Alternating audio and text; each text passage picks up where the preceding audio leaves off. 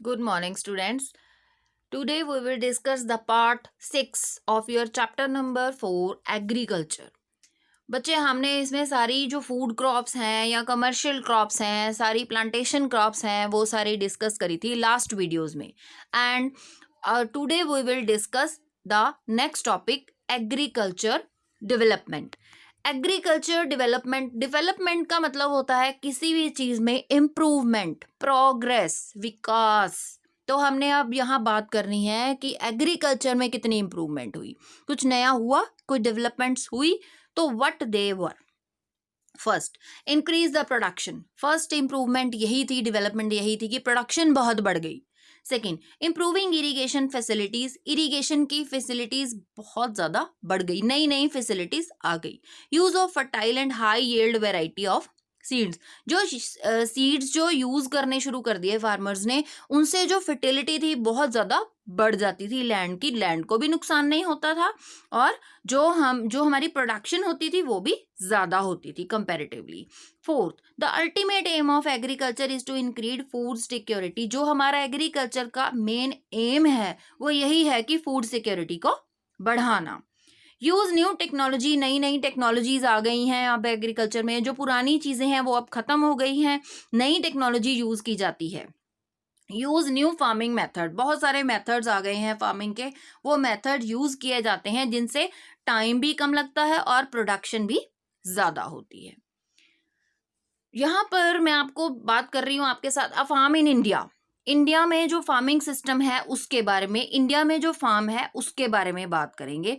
The main features of Indian agriculture observed after independence are as follow. Independence के बाद जो हमने main features इसमें देखे हैं वो क्या है. Large area have been brought under irrigation. बहुत सारा एरिया जो इरिगेशन के अंडर लाया गया है, सिंचाई करी जाती है बहुत सारे एरिया पर. Use of fertilisers and pesticides has been increase. Fertilisers जो हम लोग यूज करते हैं या किसान यूज करते हैं, एंड पेस्टिसाइड जो यूज करते हैं, जो कीड़े मार दवाइयां जो खेतों में डालते हैं, वो बहुत ज्यादा बढ़ गई हैं. Large area has been brought under high variety of yields. बहुत सारे वेराइटी ऑफ सीड्स, बहुत सारे ऐसे बीज यूज किए जाते हैं जिनकी जिनकी जो वैरायटी है बहुत ज्यादा है. दूसरा, उससे प्रोडक्शन बहुत जल्दी होती है और ज्यादा होती है. एंड मॉडर्न टेक्निक्स यूज की जाती हैं इसके लिए. एनिमल्स भी बहुत बड़ा रोल प्ले कर रहे हैं इंडिया में एग्रीकल्चर में.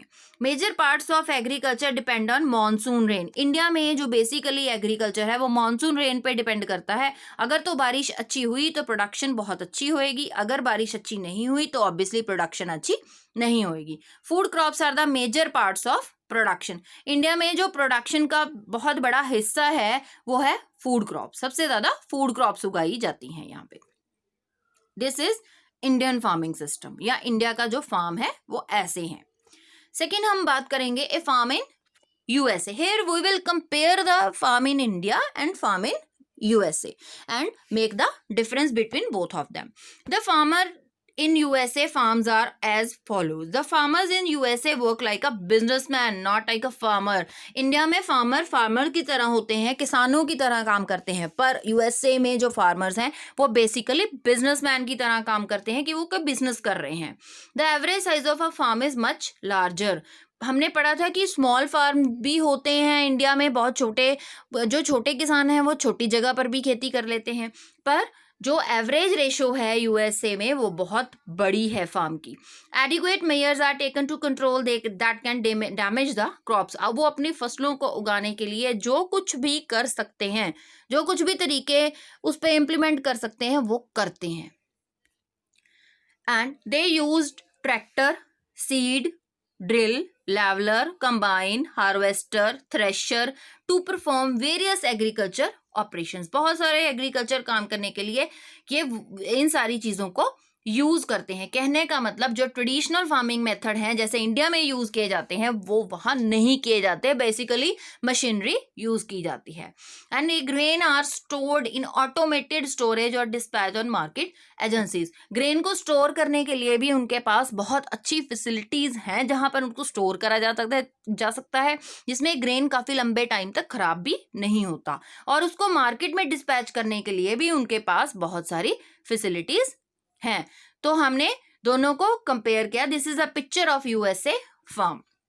तो आपने दोनों का डिफरेंस देखा कि इंडिया में ट्रेडिशनल फार्मिंग मेथड है और यूएसए में मॉडर्न फार्मिंग मेथड. बहुत सारे टूल्स वो लोग यूज करते हैं, मशीन यूज करते हैं जो इंडिया में नहीं करी जाती. इंडिया में जो फार्मिंग है वो मॉनसून रेन पे डिपेंड है और यूएसए में ऐसा नहीं है. They have modern irrigation facilities, they have much adequate water supply. तो बहुत बड़ा डिफरेंस है. यहाँ पर फार्मर्स की कंडीशन इतनी अच्छी नहीं है, पर यूएसए के फार्मर जो हैं वो बिजनेसमैन की तरह काम करते हैं, फार्मर्स की तरह नहीं. तो बच्चे, this is all about your chapter agriculture, and read your chapter thoroughly. If you have any problem then please ask some